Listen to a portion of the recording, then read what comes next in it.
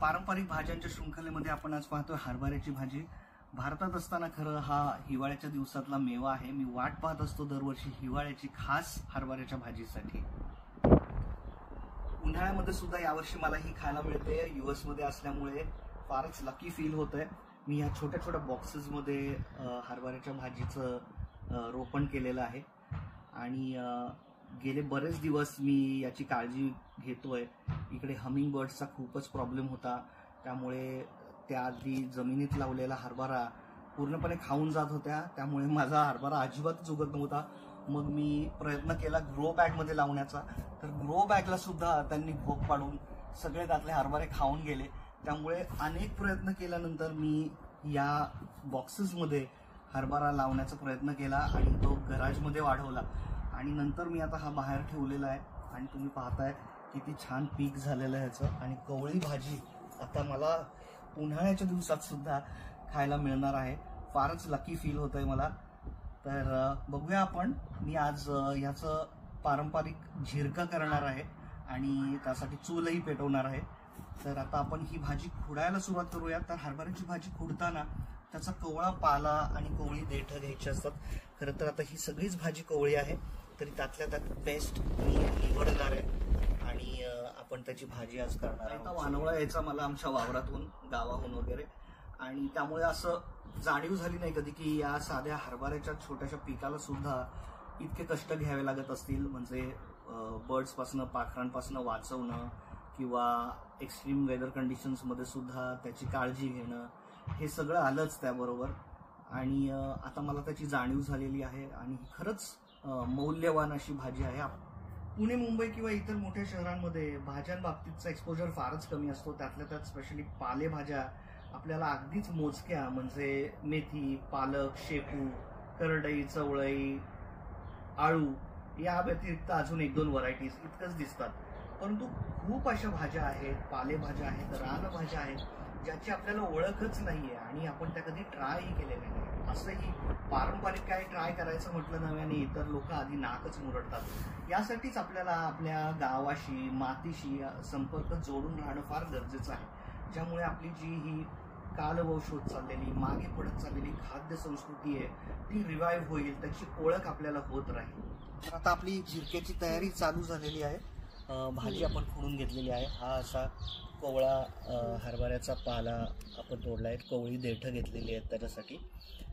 आणि ही भाजी धुवायची नाही। आता ही आपल्याच वावरातली असली किंवा आता ही माझ्याच बागेतली आहे, त्यामुळे धुवायची गरज नाही आहे, त्याच्यावर काही केमिकल वापरलेलं नाही आहे। पण अशी ही हरभऱ्याची भाजी कधी धुवायची नाही, कारण त्याच्यावरचा आंबटपणा मग तो निघून जातो आणि मग त्या भाजीला चव येत नाही।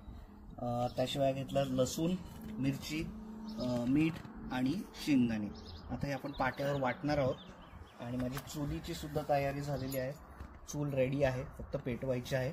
इथे US मध्ये हे असे छान लाकडाचे पेलेट्स मिळतात जाळायसाठी आणि चूल पेटवणं फार इझी आहे, त्यामुळं हे असं पटकन पेटावं म्हणून हे असे छोटे बोळे सुद्धा मिळतात इंधनाचे, तर ते त्याच्यात टाकायचे म्हणजे मग चूल सोप्या पद्धतीने पेटली जाईल।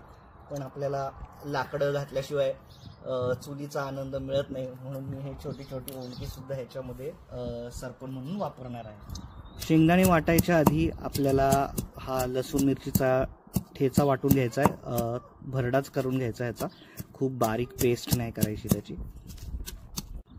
लसूण मिरची वाटताना थोडंसं खडे मीठ त्याच्यामध्ये घ्यावं, म्हणजे मग हाताची सुद्धा आग होत नाही। तर ठेचा आपण वाटून घेतलेला आहे, असा भरडाच केलेला आहे, खूप बारीक पेस्ट नाही केलेली त्याची, जसं मी आधी सांगितलं। आणि आता आपण शेंगदाणे वाटायला घेतलेले आहेत, थोडेसे ओले करून शेंगदाणे वाटायचे त्याच पाट्यावर। पाटा धुवायची गरज नाही आहे तुम्ही ठेचा वाटल्यानंतर लसूण मिरचीचा। आणि शेंगदाण्याची साल आमच्याकडे काढत नाही, कारण त्यातच भुईमुगाचा सगळा कस असतो असं म्हणतात, त्यामुळे झिरक्याला आमच्याकडे शेंगदाणा न सोलताच घालतात। पण तुम्हाला आवडत नसेल तर तुम्ही तो सोलून घेऊ शकता आणि तुम्ही हे मिक्सरमध्ये सुद्धा वाटू शकता। तर हे शेंगदाण्याचं वाटण आपलं तयार आहे, हे आपण काढून घेऊ आणि हे पाट्याचं पाणी सुद्धा स्वच्छ करून आपण वापरणार आहोत। हे वाया जाऊ देऊ नका। ह्याच्यानी सुद्धा छान चव येते भाजीला.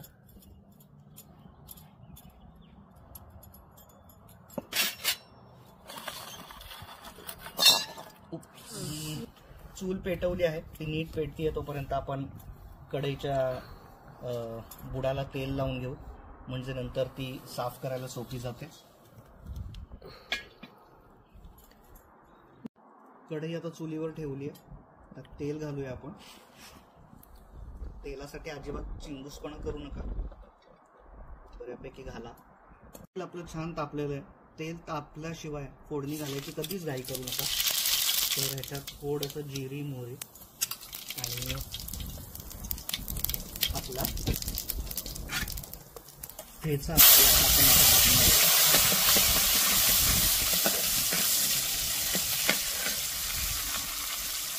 शेंगदाण्याचं आहे, त्यामुळे पोटासाठी एखाद्या वेळेस बाधक ठरतं, म्हणून थोडासा हिंग त्याच्यामध्ये घालायचं. आणि लगेचच त्यामध्ये भाजी घालायची.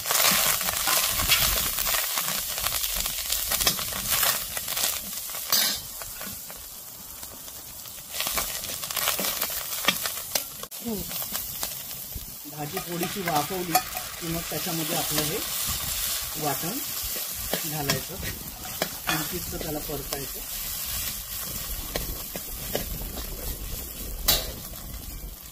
हरभऱ्याची भाजी शिजायला इतर पालेभाज्यांपेक्षा जास्त वेळ लागतो, त्यामुळे थोडंसं पाणी घालून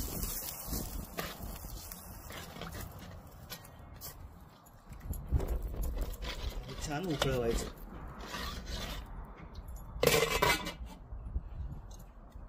हे थोडं पातळ दिसत असेल तरी त्याला उकळल्यानंतर शेंगदाण्याचा स्टार्च सुटायला लागतो आणि मग ते झिरकं थोडं घट्ट व्हायला सुरुवात होईल.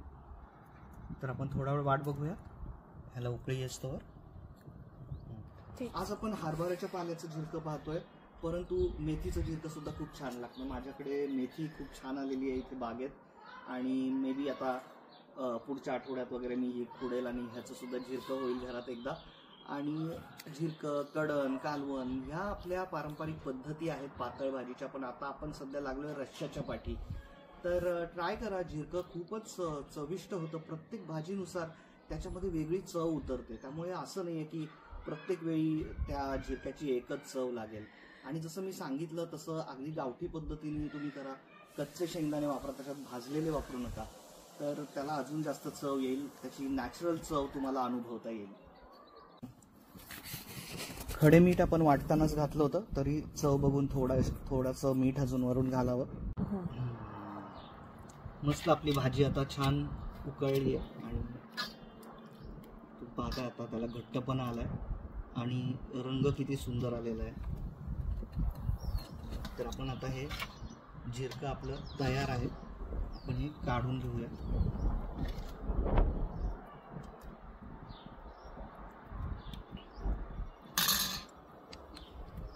हे आपलं झिरकं भाकरी बरोबर खाण्यासाठी तयार आहे. लोकांना कष्टाचं फळ मिळतं, पण मला ही कष्टाची भाजी मिळालेली आहे. आणि आज महाराष्ट्र दिनाच्या निमित्ताने हा मराठमोळा पदार्थ मी करू शकलो, तुम्हाला दाखवू शकलो. फार भारी वाटतंय. जय महाराष्ट्र.